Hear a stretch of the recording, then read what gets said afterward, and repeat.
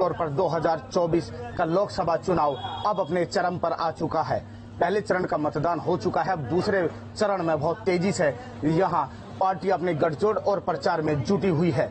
बात करेंगे बागपत में इस समय है चाय की चौपाल पर, यानी चाय की चुस्की के साथ राजनीतिक जो बातें हैं किस तरीके से लोग करते हैं। और सबसे पहले जो चाय वाले भाई साहब हैं इनसे जानेंगे कि अब की बार क्या लग रहा है बागपत में, क्या लोगों का विचार है और क्या समझ रहे हैं जिस तरीके के प्रत्याशी आए हैं। हमारे जी वोट गठबंधन भाजपा लोक दल को है, क्योंकि सागवान जी बहुत अच्छे आदमी है और हम चाहते हैं जिसके सरकार आए उसके ही प्रत्याशी बने।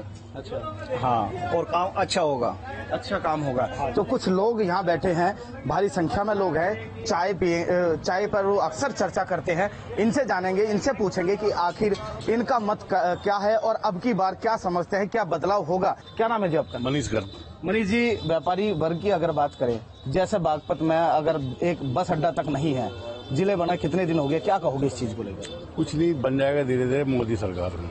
कितने दिन हो गए?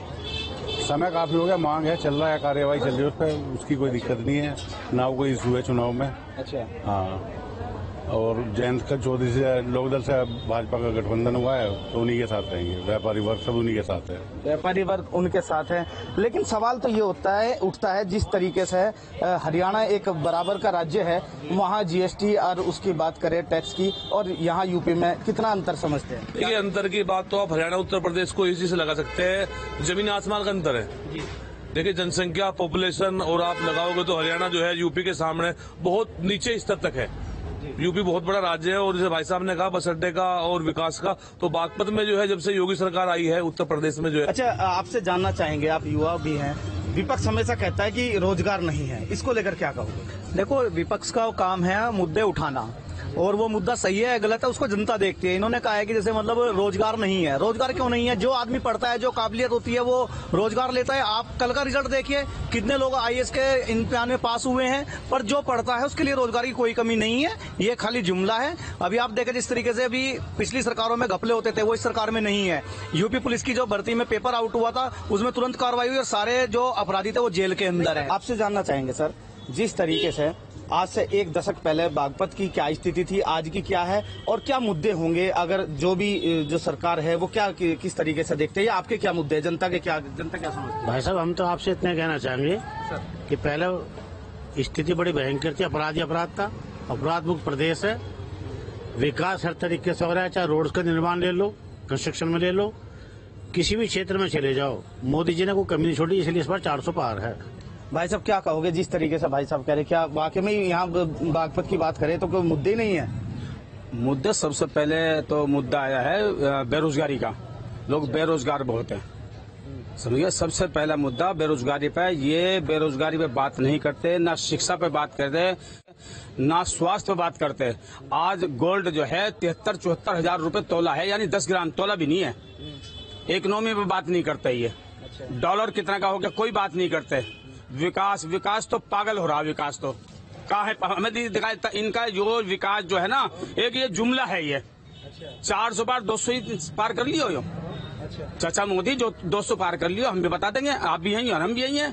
400 पार की जो बात हुई थी वो लहसन की बात हुई, 400 पार लहसन पहुंचा देंगे, 400 पर पहुंच गया था लहसन।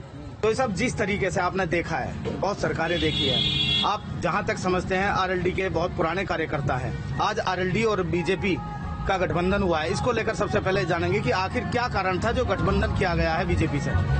इसका सबसे पहला कारण ये था कि पिछले 10 साल से लगभग राष्ट्रीय लोकदल सड़कों पे लड़ाई लड़ रहा था, किसानों की, गरीबों की, मजदूरों की, बेरोजगारों की, स्वास्थ्य सेवाओं के लिए, शिक्षा के लिए। तो उस लड़ाई को लड़ा, और एक समय ऐसा भी आता है कि जब सरकार के अंदर रहकर भी अपनी मांगे मनवाई जा सकती हैं, तो जो हमारे नेता हैं माननीय जयंत चौधरी जी, उनका एक यही निर्णय लिया उन्होंने कि अब हम सरकार के अंदर रहकर अपनी बातों को जोर से मनवा सकते हैं। विपक्ष तो ये कह रहा है कि जयंत चौधरी घबरा गया, कभी सीबीआई या ईडी की रेड ना पहुंच जाए। जयंत चौधरी हर के पास ऐसा कुछ है नहीं कि ईडी सीडी की रेड पड़ जाए, वो तो परिवार ही ऐसा है क्या समझते हैं जिस तरीके से राजनीति की बागपत में उठक पटक देखने को मिल रही है, जहां एक तरफ गठबंधन प्रत्याशी डॉक्टर सागवान है और दूसरी तरफ जो अमरपाल शर्मा, जो कि यहां बीजेपी कार्ड खेला है सपा पार्टी ने, और आप ब्राह्मण हैं तो इस बात को आप अच्छे से जानते होंगे कि इसका कितना बड़ा प्रभाव पड़ेगा और कौन सी पार्टियां दावा ठोक रही है। ऐसा है, यहाँ पे गठबंधन हुआ है बीजेपी का और राष्ट्रीय लोकदल का।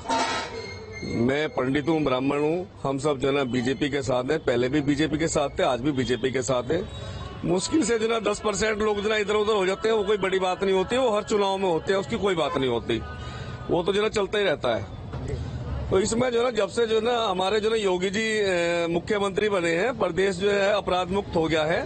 अगर कोई दूसरी सरकार अगर कोई यहाँ पर आ गई तो दोबारा से जो है गुंडाराज हो जाएगा। इसलिए हमारी जनता जो है बिल्कुल ये काम होने ही नहीं देगी, ये कोई मतलब ही नहीं पड़ता। यहाँ पे जो है अपराध मुक्त रहना है, योगी जी रहने हैं और मोदी जी रहने हैं यहाँ पे, इसके अलावा यहाँ पे कोई ऑप्शन कोई है नहीं कोई। ये मेरे भाई ने कहा सुरक्षा, सारे गुंडे बदमाश, हाँ वाकई मर गया। अगर वाकई गुंडर बदमाश मर गया, सफाया हो गया, कोई ऊपर चलेगा कोई नीचे चला गया, जेल में चले गया, तो योगी जी को सुरक्षा नहीं लेनी चाहिए, गृह मंत्री की सुरक्षा नहीं लेनी चाहिए, प्रधानमंत्री की सुरक्षा नहीं लेनी चाहिए। अगर सारे गुंडे मर गए तो सुरक्षा अगर वो प्रोटोकॉल में आता है वो एक अलग चीज है। यहाँ पक्ष विपक्ष तमाम लोग बैठे हैं, उन्होंने अपनी बात रखी है। अब देखने वाली बात ये होगा कि विपक्ष में कितना दम है या फिर पक्ष में, कौन अपनी दावेदारी ठोकेगा और किसका प्रत्याशी जीतेगा, ये वक्त बताएगा। कैमरा से योगी के साथ मैं देवेंद्र चांद, न्यूज स्टेट बागपत।